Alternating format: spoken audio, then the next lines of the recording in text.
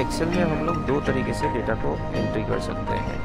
पहला, हम लोग सेल के ऊपर क्लिक करके डायरेक्टली उसी की में हम लोग डेटा एंट्री कर सकते हैं, या तो फिर किसी सेल के ऊपर क्लिक करके हम लोग फार्मूला बार के थ्रू उसके अंदर डाटा एंट्री कर सकते हैं। तो मैं सबसे पहले देखूंगा कि डायरेक्टली कैसे हम लोग करते हैं सेल के ऊपर। इसके लिए मैंने एक सेल के ऊपर क्लिक किया, ये मेरा B2 सेल है, तो मैंने इसके ऊपर एक टेक्स्ट लिख रहा हूँ।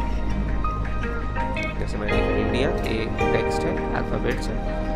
अगर मैं कोई नंबर लिखना चाहता हूँ तो उसके लिए मैं किसी भी सेल के ऊपर क्लिक करके मैं न्यूमेरिक कीपैड यूज़ करके हम लोग कोई भी नंबर लिख सकते हैं। और अगर मुझे कोई डेट लिखना है तो उसके लिए भी हम लोग कोई भी सेल के ऊपर क्लिक करके कोई भी डेट लिख सकते हैं।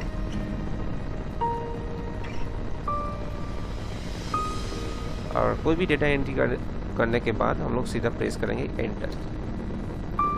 तो इसमें हम लोग एक टेक्स्ट, अल्फ़ाबेट्स, एक में नंबर और एक में डेट, ये तीन तरीके के डेटा एंट्री किए। सेम यही काम अगर हम लोग फार्मूला बार के थ्रू करना चाहते हैं तो कैसे करेंगे। इसके लिए मैंने एक सेल के ऊपर क्लिक किया, जैसे मेरा F2 सेल, फिर मैं फार्मूला बार में क्लिक करके इसके अंदर लिखा मैं इंडिया, फिर मैंने एंटर प्रेस किया। अब देख सकते हैं कि सेम तरीके से हम लोग इसमें भी डेटा एंटर कर सकते हैं।